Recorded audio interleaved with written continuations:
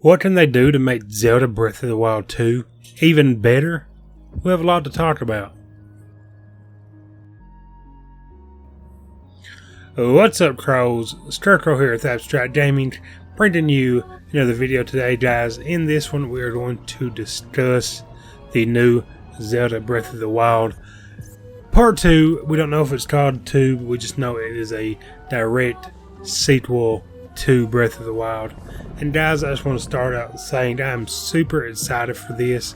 This is one of the first times we have had a direct sequel to the previous game. Majora's Mask was kind of a direct sequel to Ocarina of Time, and just a few other exceptions. But this one here, guys, has me super excited. Unless you don't know, I did play and live stream quite a bit of Zelda Breath of the Wild a few years ago. It's something I thought about bringing back for it's such a fantastic game. But I kind of want to talk about a few things I want to see return or to be changed in the sequel.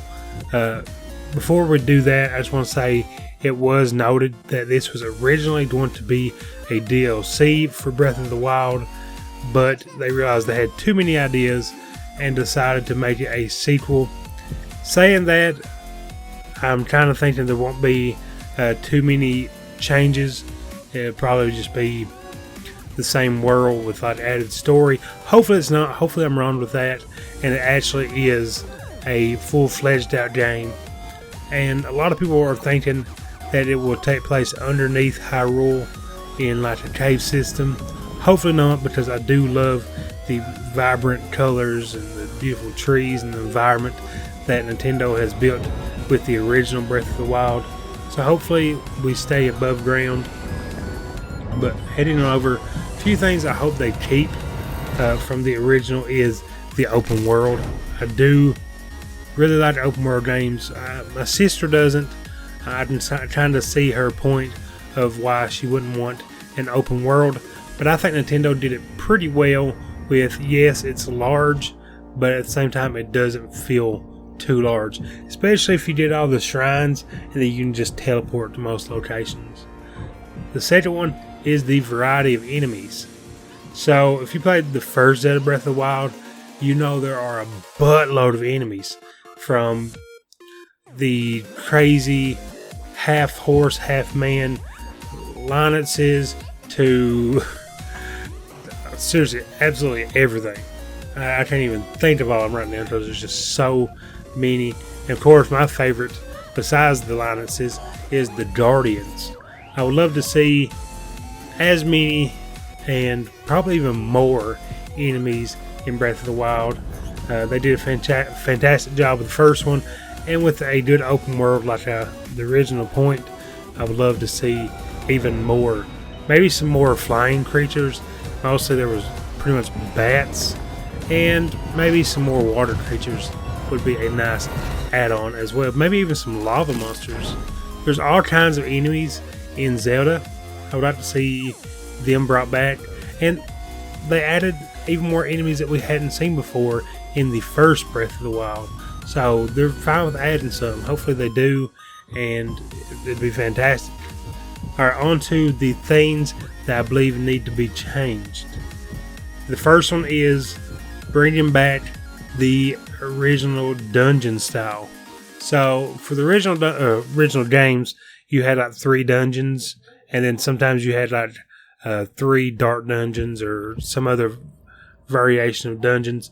But you had the fire, water, and kind of like a dark dungeon, especially in like Ocarina of Time.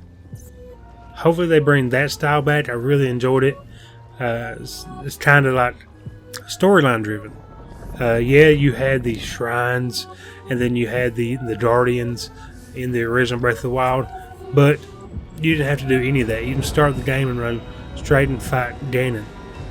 Hopefully they fix it to where it's more linear, and you actually have to go through the story. Honestly, that's my biggest complaint with Breath of the Wild. I hate the fact that I can start the game and go fight the main boss. I like working through the story and it being linear, and that's what they kind of need to push in the sequel. My third thing they need to change is when it rains, the surfaces are too slippery. If I need to climb a mountain and it's raining, well, good luck. Thankfully, that one Guardian gives you a way to fly over mountains pretty much, because if it's raining, you're stuck. You have to wait for it to quit raining, then dry off, or run all the way around, which is quite a hassle. Hopefully they fix it. They don't even have to get rid of this. They can just tweak it to where you don't slide as fast and as long. Fourth, add the 3 original tunics and maybe a tunic for each type of weather. So what I mean by this is, in the Ocarina of Time, you had a red suit, a blue suit, and a green suit. The green tunic is your ordinary clothing. The red is more for like fire and kind of helps with fire resistance.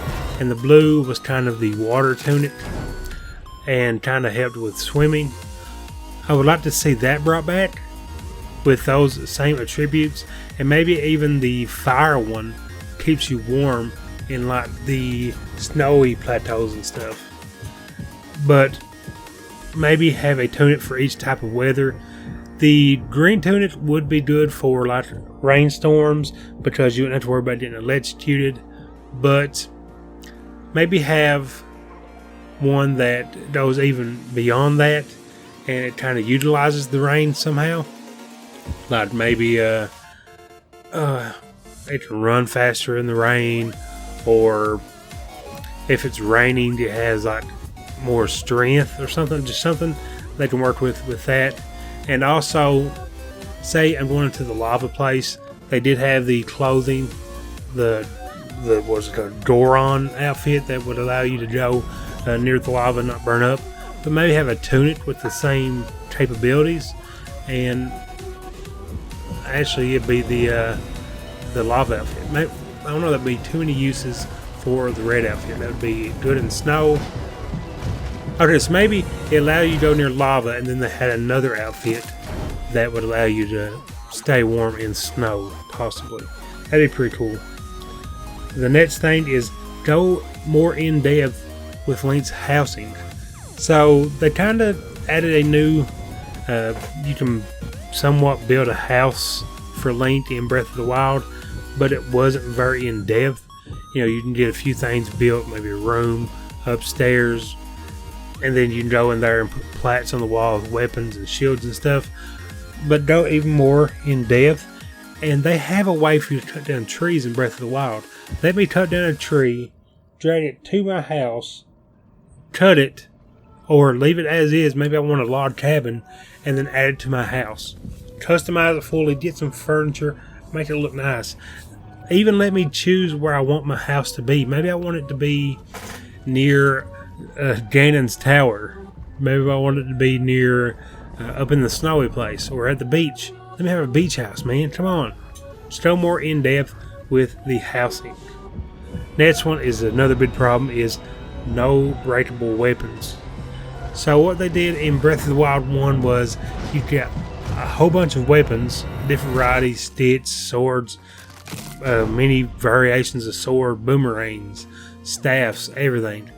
But they break, and it's kind of a way to even it out. You get all these weapons, yes, but they do break. Instead, if they have to, give me less weapons, but they don't break. Or give me the same amount of weapons, harder to get. Maybe the enemies don't drop them. I have to go and do certain things, and then I get the weapon, but they're not breakable. Same way with like the abilities, like the bombs and stuff. I'd rather them be inside the dungeons, more rare than, oh, go do this, you got this one. Go do this, I got this one. Before I even get off the plateau, I have all the abilities. That's not cool, dude. It's not cool. Let me go and fight through dungeons to get a magnet. Let me go through another dungeon, dungeon to get another item. Maybe work for it. The last one is, once again talking about Link's house, add the stable at Link's house. something you had to do to keep a horse, and to keep, more than one horse, you had to ride it back to the stable and then store it there. But why can't I store it at my house? Let me have a stable. Let me have a big old piece of land. Why do I have to be in the middle of a town? Let me go out in this big old field, plant me out like 5 or 6 acres, plant me a garden so I can actually have food, and then put my horses in a stable that I build. That'd be pretty cool. That would add quite a bit of playability to Breath of the Wild, an already very replayable, valued game. Guys, comment down below, what would you like to see added into Zelda Breath of the Wild? Let me know if you have played the game before, or if you are wanting to play the game. And guys, this would be the perfect time to end the video. If you enjoyed it, please like and subscribe. Hit that bell so you can be one of the first to know exactly when we upload. For some reason, that subscribe button is a little bit wonky at times. Like always, guys, like always, God bless, and don't forget to wipe.